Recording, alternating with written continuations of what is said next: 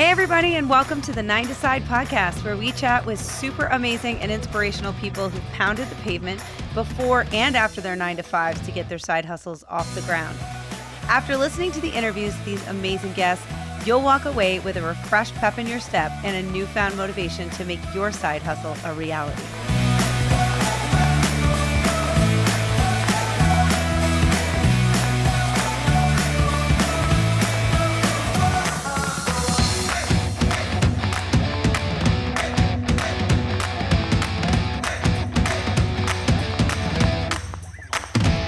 Hey, everybody, and welcome to episode 17 of season 2. I'm trying to think of the word that describes me today, and I have to say there's 3 words that I continuously say over and over in my head. It's like a soundtrack. I don't know if you guys have this, but it's I'm so tired. I'm so tired. I'm always so tired. It's almost just like this, I don't know, this thing that rolls around in my head, this phrase. And sometimes I just say it to myself. Sometimes I say it out loud, but so much to the point where like my kids, I'll be like, I'm so, and they're like, we know, tired. And I'm like, oh, I must say it like a lot. It's just this like subconscious track because I am always tired. I'm always tired. And I don't know, maybe it's from being a mom and having 5 million things going on. And yes, I always burn the candle at both ends. So it's my own fault. And I don't know why I do that to myself. I continue to do it to myself and go to sleep way too late, but I'm always tired. And I feel like a lot of people can relate to that. And I think working from home has made things better. And everybody's like, yes, things are more flexible and you have the ability to fit more things in. But it almost just makes like the day this one long, continuous, like, I don't know, block of just work, different kinds of work. So you start your day job, you do your day job, and then your day job ends, and then you get into your night job, which is like the kids stuff and like putting the kids to bed. So it feels like by the time you get around to like 9 or 10 o'clock is like by the time you get to kind of relax and have any time to yourself. So some people are, I don't know, like, why don't you go to bed right at 9 o'clock? And I'm like, absolutely not. I'm like, I'm going to stay up and have some forced like me time. Even if it means my eyes are closing, I'm like, damn it, I'm going to stay awake and make myself watch TV because that's my time to be by myself or with my husband or whatever before I start the whole cycle again. So anyway, I'm always tired. I don't know if anybody else can relate, but I am always tired. And my next guest, I love kind of her description in her bio because she talks about, she's also a mother, a military wife, and had her own agency, and she just talks about being burnt out, and she uses the word the term burnt out extra crispy, which I love because I'm like, oh my God, I can so relate to that. Burnt out extra crispy. Yes, that is exactly what I am. So she decided to change all that and kind of reevaluate her life and pivot using the skills that she had. And you can listen to the episode. She talks about how she got into what she's doing, but she's a marketing strategist and educator. And she currently helps small and micro-sized businesses basically scale their marketing and attract ideal clients and then helps them convert those clients faster and keep them longer. But she did that whole business by leveraging the skills that she had in her past and is no longer feeling burnt out like she did before. And I think she is great. Her name is MickeyAnderson. Love her name too. She's got a super cool name. And this is my interview with her, MickeyAnderson. Thanks for joining. Before we get started, because I want to get into your background and a little bit about who you are, tell us your name and the name of your business and whether it is truly a side hustle, still a side hustle, or whether you've transitioned it into a full-time business. My name is MickeyAnderson. I'm a marketing strategist and educator, and my business is MickeyAnderson. It's self-named, and it is now a full-time gig. It did start off as a side hustle, and now it's my whole spiel.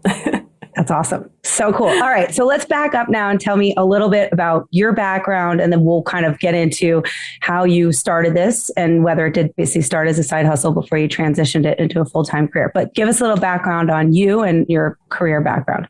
My career background is a little bit ridiculous, and I am one of those people who just could not figure out what I wanted to do with my life. Since I was a teenager, I had no idea. I thought I was going to be a Zamboni driver. for Okay, hockey. I don't even know what a Zamboni driver is. So what is that? The person who cleans the ice after hockey games. I was a weird kid, but yeah, I couldn't figure out anything. And just to like please people, I would write that on those career sheets in high school to make people stop.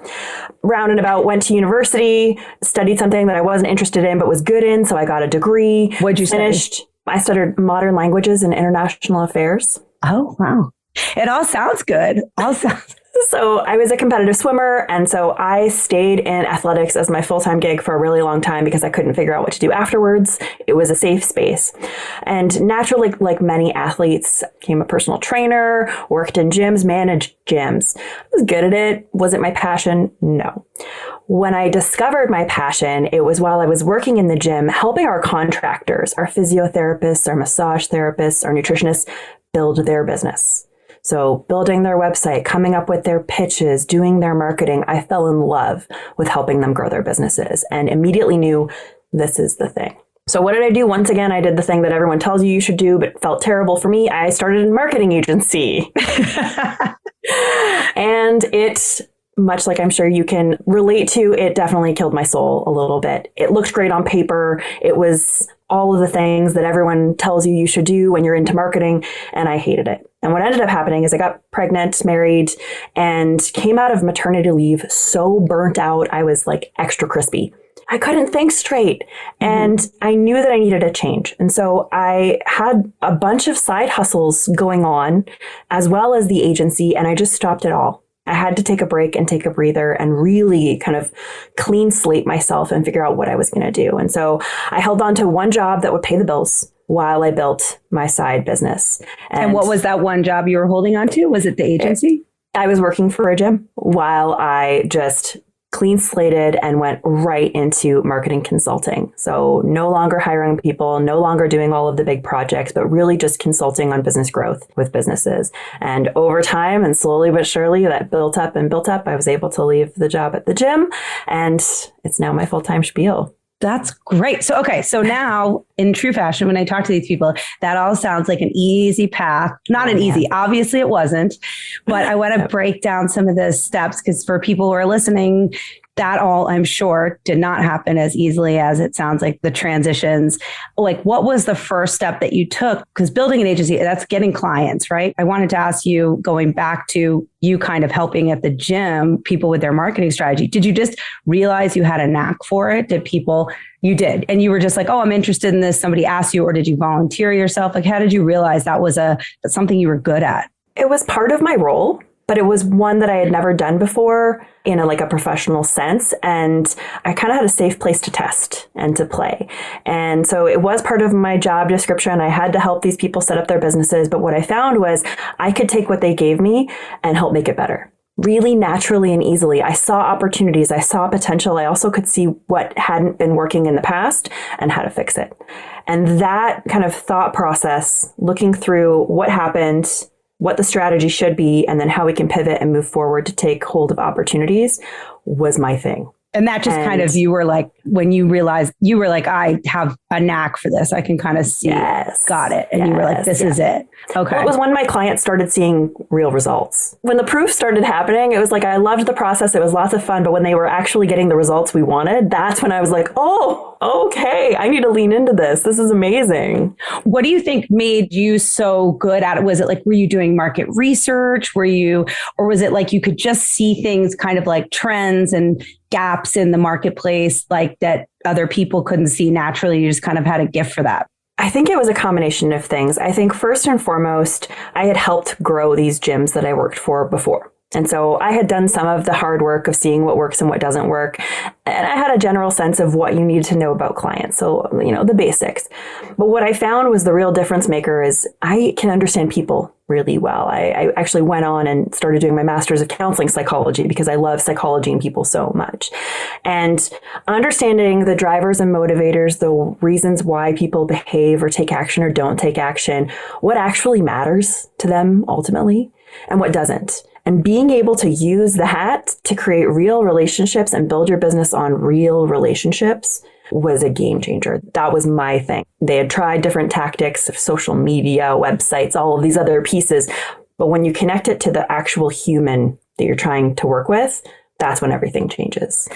I feel like that resonates so much with me because I also am very interested in the psychology of people, connecting with people. And I feel like if you can hone in on like what drives people, what makes people tick, that kind of thing, it's like you can do all the things they tell you to do on social media. And I feel like you really just drove it home. That's the key. So many people kind of go through the motions. They're like, I got these followers, I did this, but it's just sort of checking the boxes where it's not really connecting to what people are feeling and what they want. And so fast forwarding to you wanting to start your own consulting firm, what's the first thing that you did when you were like, okay, I'm going to start my marketing consulting firm? What was the very first thing that you decided to do? Walk me through some of those steps. I'm in a military family. My husband is deployed anywhere from 200 to 300 days of the year. So I'm a solo parent most of the time, trying to grow a business and survive with the stresses of doing it by yourself amidst a pandemic and him with a kind of dangerous job.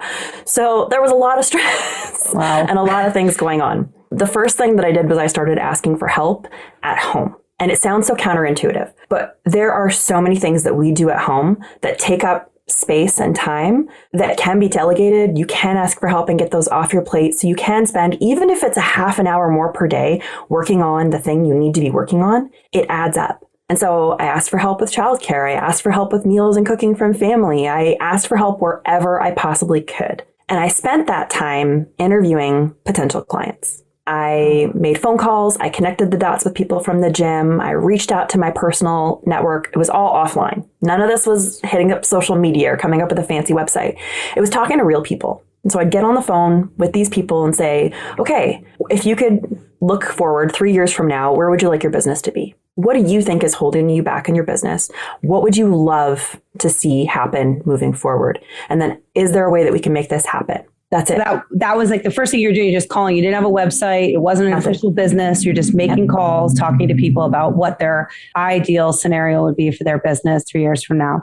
What did you get from those calls? And I got my first big clients. And if I've learned anything, it's become obsessed with your ideal clients. Obsessed with their surface level problems, with the root problems, with their desires, their needs, their wants, their dreams, all of it.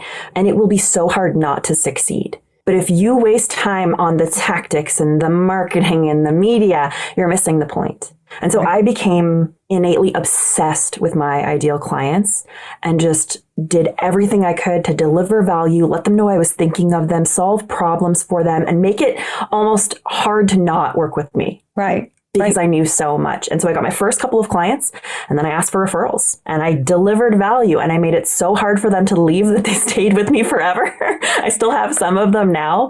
And just through building that network and delivering value, people talk. And that's how I got my first couple of clients. Now, getting your first few clients is different from getting your next few clients and then your 100th client and your 1,000th client. But for those first core clients, it was all about relationship building. That's so smart. And I think that for anyone that's listening, because a lot of people will be like, I want to start a marketing consulting business. I'm going to put out like a couple $100 to build a website. I'm going to make sure I have my business cards. I'm going to do all that. But you didn't do any of that. You just called, you made connections, you networked first, and you actually got people to commit and pay, which is really smart before you actually went ahead and spent any money on anything else. So what are they paying for? And how do you structure your deal? Like, what were you pitching to them and how did you figure out how to do that?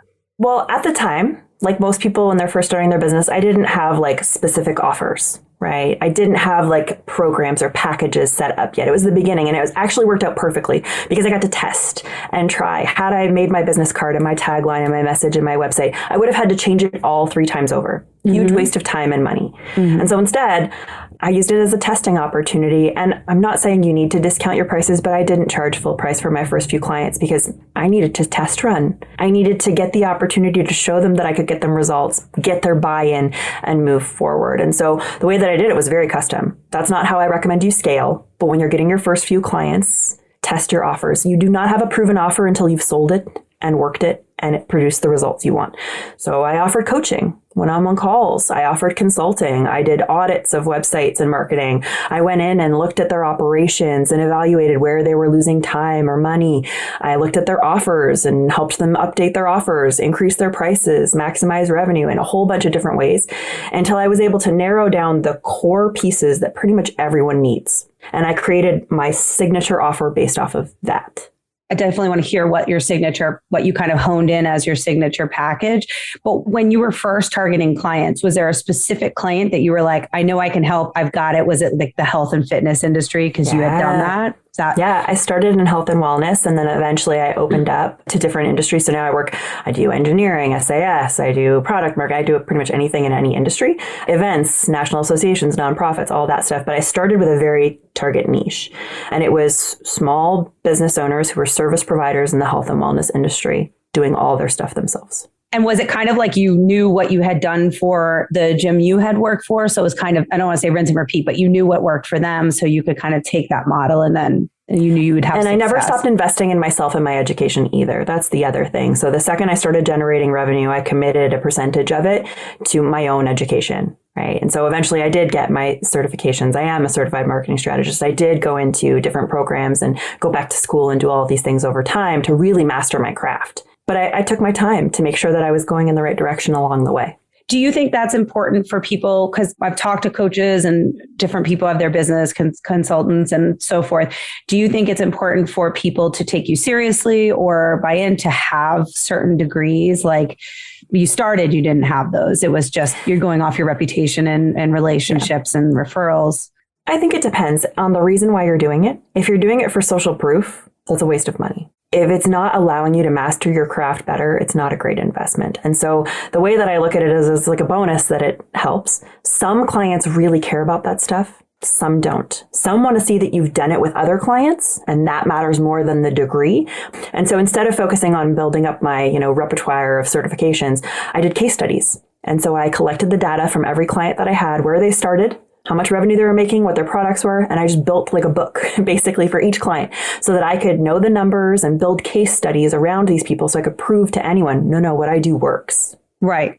Did you work with a business coach? Because a lot of people who are building their own businesses don't necessarily know the steps to take or how to kind of formalize things. Like if you do come up with a set package, did you work with somebody like that to help you walk through the steps? I've had a lot of different mentors over time. Some were coaches, some I've joined masterminds. Ultimately, the biggest influence in my business building was my dad. My dad was the CEO of 2 global manufacturing enterprises and like on the biggest scale. So not small business side, but he helped me a ton. He helped me create my first business plan and run through what I should be offering and charging and making sure that I knew how to read a P&L. And then the next big investment I did was into bookkeeping and taxes because I had no idea what I was doing. And that was a huge waste of time, waste of energy, but also it allowed me to learn what expenses were draining me. What do I need to be focusing on? How am I categorizing? How much money do I need to be making? And the bookkeeper and ultimately the CPA that I hired was an educator as well. So over time, I've like accumulated mentors, but I would say like the biggest influence was definitely my dad. He really took me under his wing.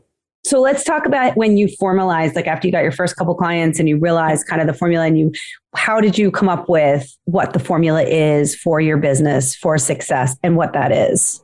Ultimately, a lot of it came back to learning from the past. And I worked on contract for a lot of different agencies on big campaigns as well. I worked for a lot of different places kind of all at once while I was running the agency, but it was on the books very successful. And so I knew what I loved about it, and I knew the stability that I loved about it. I knew what worked in other businesses that I'd worked for. And so I took what I loved, and then I looked at what I didn't love. What are the things that I hated about those businesses? How much time was I spending outside of work working? What was I doing that I really didn't enjoy doing? Who are the people that I really no longer wanted to work with? What are the industries that I just like don't want to touch? And I made it really clear what I wanted and didn't want it. And I made like a big picture kind of document that outlined exactly where I wanted my business to go. And I didn't worry so much on the how per se. As long as I was moving in the general direction of that ultimate goal, I knew I was on the right track. That's really it. Optimism and working in the right direction. That's it. That's really smart. It's super smart. I love too that you talk about you're very, very anti the toxic hustle culture. And is that like a mentality that you bring to your clients, or is that like your own personal mentality, like why you started your business? Talk to me about both, for sure. Anyone who works with me knows that working more, doing more, all that kind of excess that's unnecessary is not in the game. Like that's just not in the plans. I'm not going to give you things that you're going to do on the weekends or in the evenings. And I think one of the biggest challenges that we have when we run a side hustle is thinking of it like a side hustle. It's not a side hustle, it's a startup. And you really need to think of it in that sense because the goal isn't to keep it on the side. But when we keep referring to it as your side hustle, you're going to keep it on the side and you're going to hustle. And so when we think of it as startup, it's got a different vibe to it, a different energy to it. So my clients know that that's my perspective. I don't want you to burn yourself to the ground. Why build a business that you have sitting on top of you and crushing you? Right. We all get into business for a reason. It's typically not to work more, to have less freedom, right? Right. We do it for a lifestyle, and that has to be a part of the plan for you. Otherwise, what's the point? So you're saying even in your own business, like working more doesn't pay off later on, is what you're saying? No, yeah. Do less, but do it better. What I found too, learned the hard way, is we end up doing a lot of things, but mediocre. Like it's a lot of movement, but it's not creating the progress you need. But when you can hyper focus on 1 to 3 things, typically one thing, and do it really well, you're going to create the momentum and the progress you need. And you're also naturally going to lose a bunch of fluff that you thought was urgent or important, but ended up not being. I think that's really smart. I think a lot of people listening, especially moms and parents who are like forever multitasking, myself, I resonate with that, doing a lot of things not well. And I feel like my brain is in a lot of places just kind of dipping into things, but not fully present. Are you recommending and do you suggest like a solution to that? Like you said in the beginning of this interview, asking for help, like what you did, which is really getting people to like take some of those things you can delegate off your plate and giving yourself the chance to focus solely on something, even if it's for 30 minutes a day. Sometimes you need to ask for help and not necessarily in the can you do this for me, but I need you to think for me. I need you to be looking for opportunities. I need you to come up with a solution for me. So one of the things I did along the process was like, Mom, I don't have time to cook for my daughter, cook for myself, clean, do the dishes, take care of the house. Like I need to find some space, but you live in a different country. Can you just like put your brain to this and start thinking of ideas for me? Because I'm exhausted and I can't do it. But like, if you come up with any ideas that might save me time, like write them down and send me an email. And honestly, she was like, hire a dog walker. And I was like, never thought of it. Yeah. Immediately. I was like, oh, $15? Like, yes, of course. Why did I not think of that? But it's true. Like our mental capacity to solve problems decreases the more burnt out we are. Yeah. And so sometimes you got to leverage the brain power of other people. So that can be a way of asking for help. The other thing too, when you're looking at kind of ditching the hustle, when you're overworked and burnt out and whatnot, is prioritizing. I think there's a great analogy that I heard, and I can't remember who said it. I feel terrible. We're all juggling a lot of stuff. And one of the biggest keys is understanding which balls are glass and which balls are rubber. My house can be dirty, but I need to put food on the table for my daughter and I need to be okay. I need to pay my bills, right? Like, and so it's understanding that certain things just are no longer really urgent or even important and letting those go, not tying your worth or your identity to getting everything done because that serves no one. And on top of that, a lot of us use busy as a coping mechanism to not deal with the things that we probably should be dealing with. But the truth is doing nothing but letting your brain think and be creative about problem solving is better than filling your time doing a whole bunch of other stuff that's not helping you and then never solving the problem. So sometimes it just means like taking a shot to the ego and looking the problem in the face and saying, okay, how do I get new clients? I need to dedicate 2 hours of just sitting here and thinking and focusing on that instead of, okay, I'm going to clean, I'm going to do this, I'm going to do that, and then I'm going to think about my clients. No, do the revenue generating important stuff first. Prioritize that right first thing so none of the other distractions get in the way because they can all just wait. Getting new clients can't. I feel like you're too young to have all this figured out so well. You're like, I've got it down. I mean, it would be one thing if you were 65 being like, looking back, but you're way too young to have this all figured out. I mean, even though in theory, I understand all this stuff, I'm still hot mess express over here, but I think that will resonate a lot with the people listening. So I appreciate all of that. And I think it makes so much sense. So going back to your business and just, you do marketing for other businesses, but let's talk about how you marketed for your own business. I'm just curious also to know how many clients you can take on at once, like how many you have in your portfolio, at one time. For sure. So one of the things I know as a marketer is the marketing for small and micro businesses is very different than small, medium enterprises and large businesses. We don't have ad spend budgets and we can't compete with them. And so focusing on paid ad, fighting algorithms, putting time and energy towards those things is really just a waste. So what I always recommend is start with the old fashioned way of offline marketing. How do marketing agencies grow? The secret is they grow through public speaking and networking. That is how they grow and get their big clients. And that's how you can grow too. And so owning your voice, talking regularly about what you do, showing up with your camera on and mic on to Zoom meetings. A lot of us pay for masterminds and networking groups and things and then never actually show up and engage. What a waste. Show up, you're going to meet people, you're going to solve problems for people, and get out there and talk to real people. If the internet didn't exist, what would you do to get clients? Do that first. That is absolutely the way to go because none of the other stuff is guaranteed. And it may also be a huge time suck that you don't necessarily need. If you price yourself well, if you do a great job and you deliver 10x the value you promise, you can charge premium prices. And the goal isn't to take on more clients per se. Like for myself, I don't have hundreds of clients. Like how many clients would you say you have? 11. I have some that are in a group program. I have some that are in one-on-one, and then I have some project-based. And my goal isn't to get more. My goal is to just keep them forever and get them to keep buying more. Right? It's easier and cheaper to keep the clients you have and get them to spend more than it is to find new clients. Right. And that's the truth of it. So how can you get them to spend more at every transaction? What are natural ways that you can just increase revenue from the people who already love you and keep them forever? It's that simple. And it sounds simple. Simple doesn't mean easy. So with those, you're not doing like web ads, social media. Is it really, you've got your clients, you have your 11 clients. I'm assuming you get a lot of referrals. If you get new clients, it's referral based. Is that the majority of how the majority of my clients are referral based. One of the things that I've been doing over the past year, I've made partnerships with some local small business associations and kind of growth incubators here. And so I do consulting for them and I teach free workshops for them. And naturally, I just help a lot of people. The goal isn't necessarily to get more clients. It's just to deliver great value. And if they do come to me, amazing. But it's really like, how can I just elevate the level of businesses around me and bring them up? And that naturally will grow my business. I don't need to know how it happens. I just know it does. It always does. I do lots of free stuff. So free webinars, free Ask Me Anythings. I bring in friends and experts from my network to share and solve problems for people.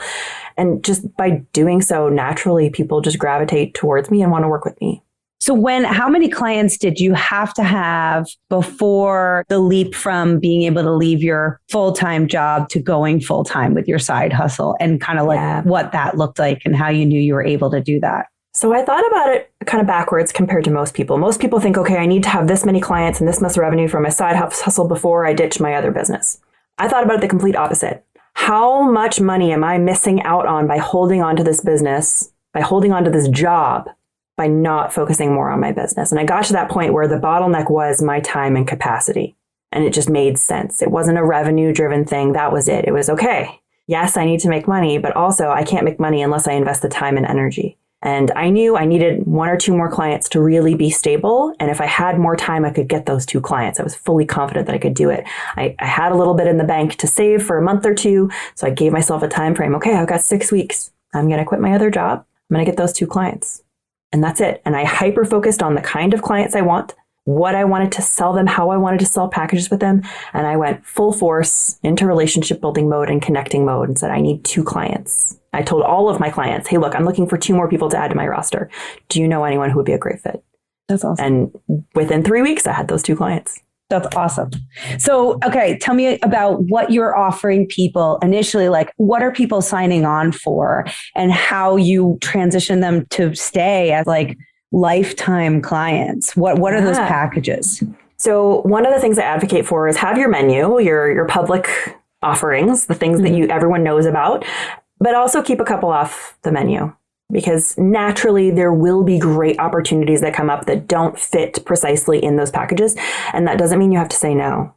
If they align with your values, if it's something that's going to be fun and energizing and and be good for you, why not make an exception? And so I do have a couple clients that are off the menu.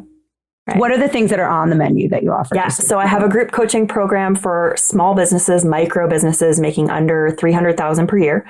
So it's weekly coaching. They learn my quarterly growth framework.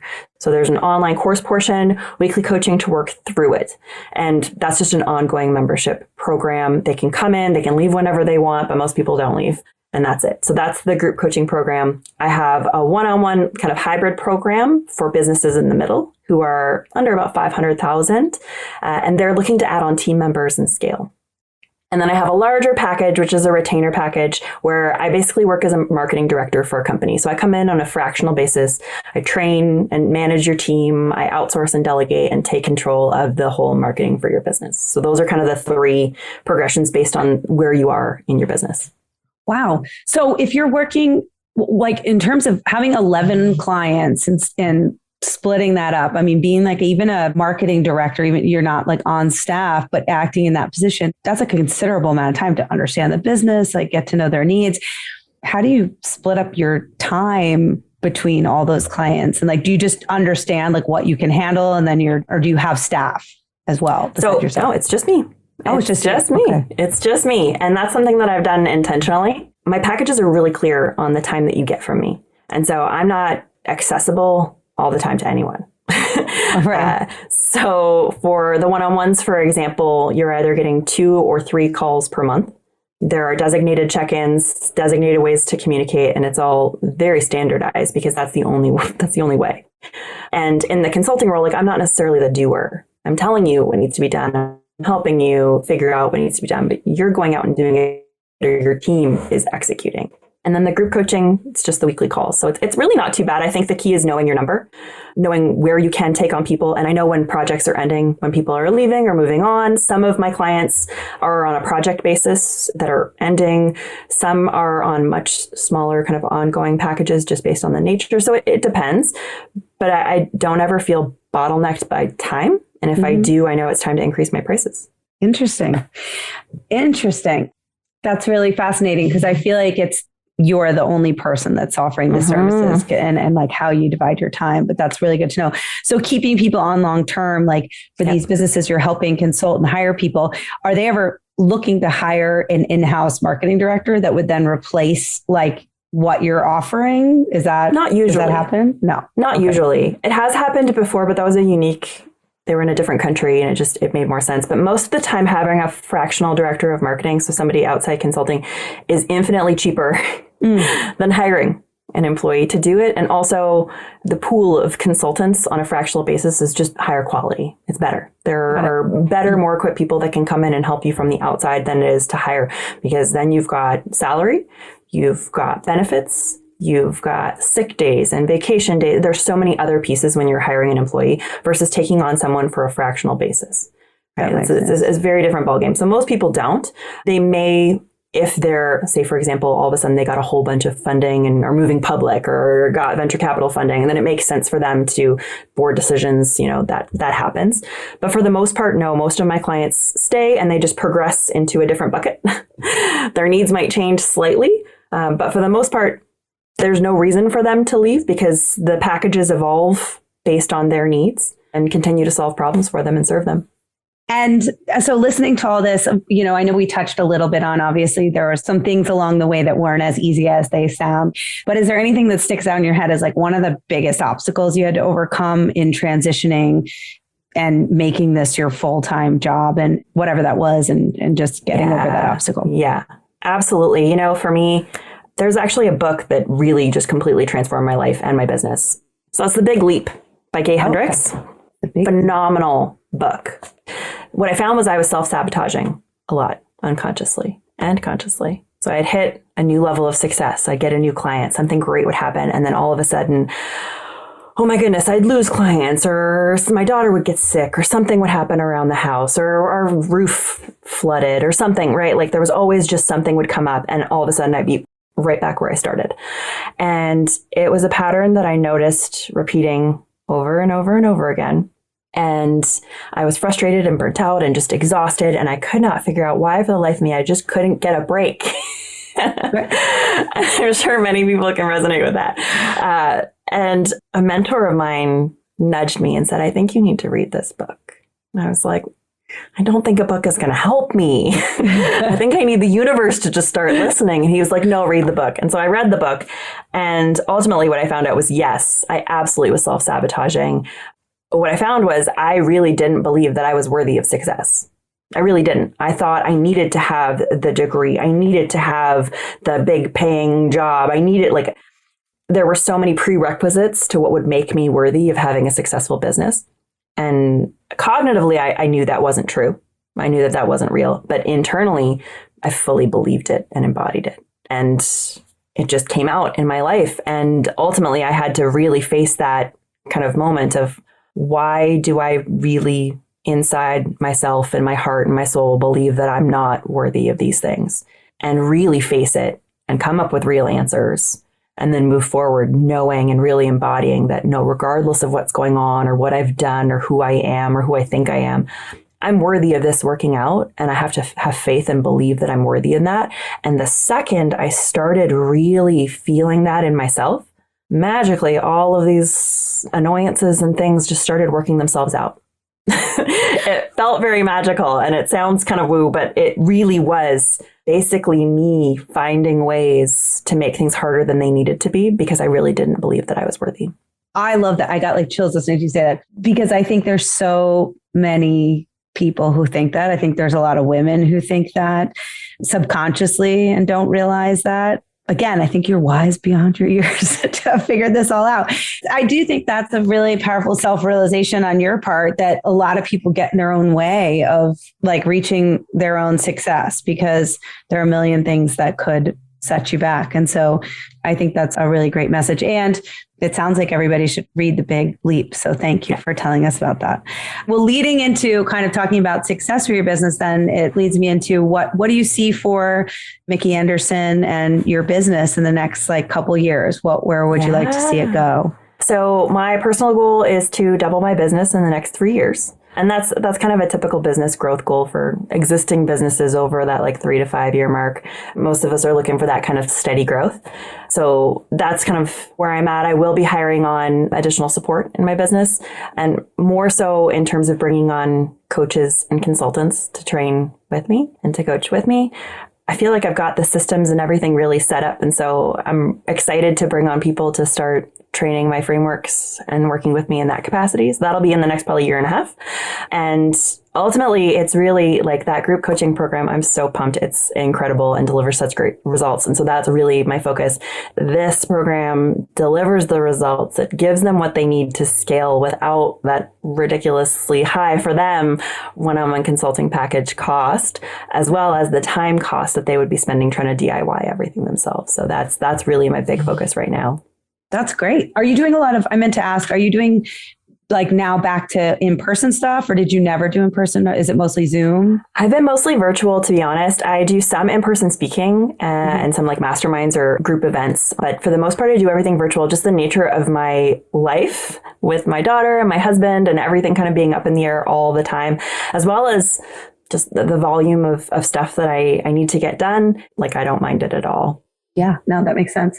And then lastly, just kind of wrapping up, what would you say, and you've given so many great tips along the way, so don't feel like, but do you have any tips or advice for people who are looking to start a side hustle that's similar to yours or in coaching and consulting that you could offer? It's these two things. The first is stop worrying about social media and your website and your marketing, and worry about the relationships. If you're avoiding talking to past clients, bite the bullet. Send them a message. Let them know you're thinking of them. Send them a resource or an article or something that just you think they would find helpful, right? Reach out to them on a regular basis. You're not annoying. You care.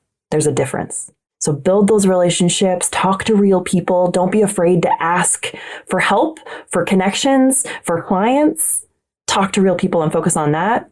And then the other side is stop thinking of it like a side hustle, because it's not. It's a startup that happens to be on the side while you happen to be hustling.